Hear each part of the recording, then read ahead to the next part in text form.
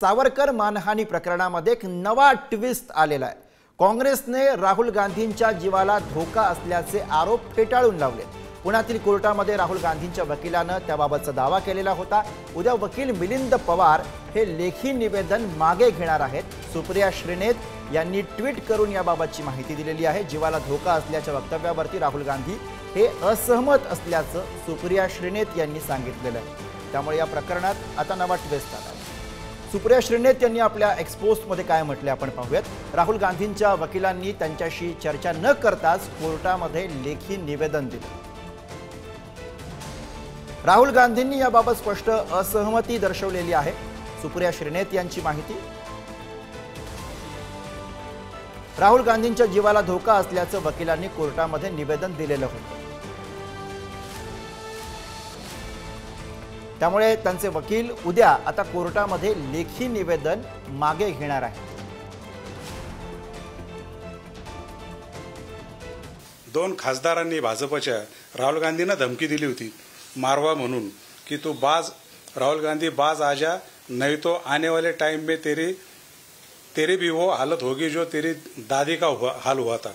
आणि ह्या केसमधली सगळी वंशावळ आणि ह्या सावरकरांचे फॉलोवर आणि राहुल गांधींनी जो आता काही स्टँड घेतलेला आहे यावरून त्यांना दागा फटका होऊ शकतो। आणि ही बाब या न्यायालयाच्या कुठेतरी न्यायिक नोंदीमध्ये येणं गरजेचं आहे।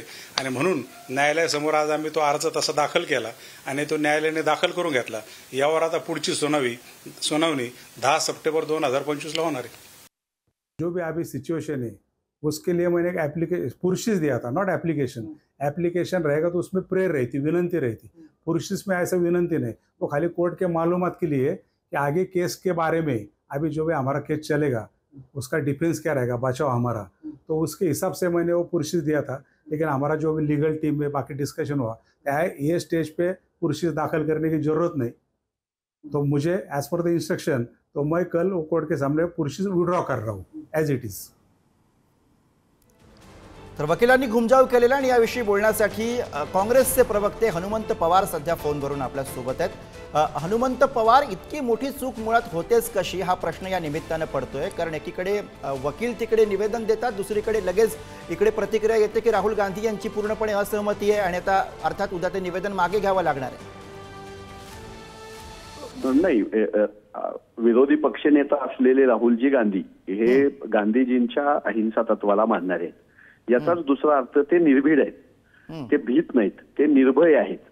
अशा कोणी धमक्या दिल्या किंवा जीवाला धोका आहे म्हणलं, दबाव आणला आणि काही केलं असल्या याच्यावर राहुलजी अशा गोष्टींना भीक घालत नाहीत। राहुलजी निडर लीडर आहेत, न घाबरणारे लीडर आहेत। आणि आमच्यासारख्या लाखो कार्यकर्त्यांना राहुलजींनी निर्भयपणे भारतीय जनता पक्ष, राष्ट्रीय स्वयंसेवक संघ यांच्या हुकुमशाहीला सामोरे जायची शिकवण दिली आमचे ते नेता आहेत। त्यामुळे त्यांच्या जीवाला काहीतरी धोका आहे असं म्हणून त्यांच्या सहमतीशिवाय कोर्टामध्ये वकिलांनी काय दिलं असेल तर राहुलजींच्या वतीनं असहमती आलेली आहे।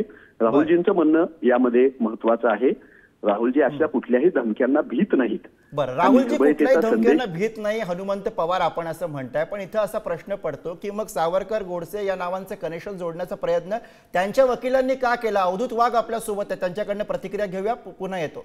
अवधूत वाघ, निर्भीड राहुल गांधींनी 1991 पासून 2019 पर्यंत 28 वर्ष एसपीजीची सिक्युरिटी घेतलेली आहे। निर्भीड राहुल गांधी आज Z+ सिक्युरिटी मध्ये फिरतात आहेत। निर्भीड राहुल गांधींनी त्यांच्या परवानगीशिवाय ज्यावेळी एखादा वकील कोर्टामध्ये ऍप्लिकेशन देतो, पृष्ठी देतो किंवा काही म्हणतो त्यावेळी आपल्या आशिलाला विचारून करत नाही। आशिलाने त्याला ज्याला आपण म्हणतो की वकीलनामा दिलेला असतो, त्या वकीलनाम्याच्या आधारे केलेला असतो।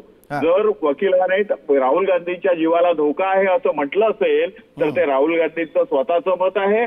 आता राहुल गांधींना पश्चाताप बुद्धी कदाचित झाली असेल म्हणून ते निवेदन ते मागे घेत असेल। त्यांना कळलं असेल की भगवा आतंकवाद हा शब्द प्रचलित करणाऱ्या काँग्रेसला भगव्यांपासून बिलकुलही धोका नाही।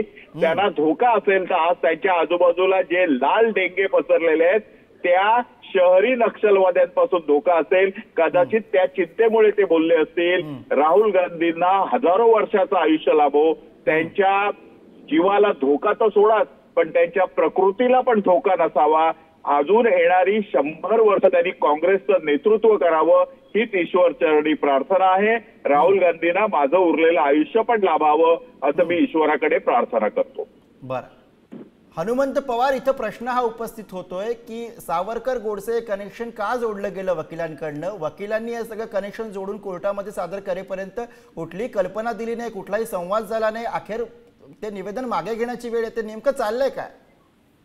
नाही, हे आपण सगळ्यांनी या गोष्टीला बिलकुल गांभीर्याने घ्यायची गरज नाही. राहुलजींचे वकील आणि राहुलजी यांच्यामध्ये तो मुद्दा उपस्थित झाला होता. राहुलजींनी असहमती दर्शवली. एक दुसरा मुद्दा की आता अवधूतजींनी जे राहुलजींच्या सिक्युरिटीचं वगैरे सांगितलं तर ते केंद्र सरकारच्या अखत्यारीतीची सिक्युरिटी आहे. तुमच्या सरकारने दिलेली आहे. तुम्ही ठरवा काय करायचं ते, मग आम्ही बघू काय करायचं ते. आणि 56 इंची छाती म्हणून मोदीजी ऊर बडवतात ते का विदाऊट सिक्युरिटीचे हिंडतात देशामध्ये.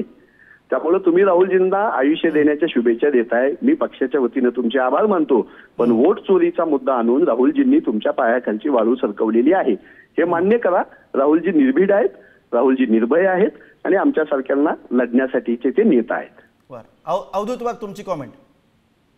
नाही, मी आधीच म्हटलं, शेवटी एसपीजी सिक्युरिटी आता केंद्राप्रमाणे आणखी सुप्रीम कोर्टाच्या निर्णयाप्रमाणे फक्त आणि फक्त भारताच्या पंतप्रधानांनाच देण्यात येते. भारताचे पंतप्रधान उद्या सकाळी आदरणीय राहुलजी गांधी झाले तर त्यांना पण एसपीजी सिक्युरिटी मिळेल. आणि हा एका पोस्टला आहे, ही एसपीजी सिक्युरिटी आहे ती भारताच्या पंतप्रधानाला आहे, नरेंद्र मोदी या व्यक्तीला नाही. बरं का, हा मुद्दा नंबर 1. मुद्दा नंबर 2, भारतामध्ये अनेक जण, उदाहरणार्थ राष्ट्रीय स्वयंसेवक संघाचे सरसंघचालक मोहनजी भागवत हे सुद्धा अतिरेक्याच्या हिट लिस्टवर आहेत. त्यांना पण Z+ सिक्युरिटी आहे जी राहुल गांधीजींना मिळालेली आहे. जर सरकारला असं वाटलं की त्यांच्या सिक्युरिटीमध्ये आणखीन काहीतरी हे करावं तर 100% राहुल गांधींच्या जीवाला धोका उत्पन्न होणार नाही एवढी अभेद्य भिंत. बरं, राहुल गांधीच म्हणतात आता की त्यांच्या जीवाला धोका नाहीये. बरं, वकिलांचं म्हणणं खोडून राहुल गांधीच म्हणतात त्यांच्या जीवाला धोका नाहीये. धन्यवाद दोघांचेही, दोघांनी या प्रतिक्रिया दिल्या त्याबद्दल.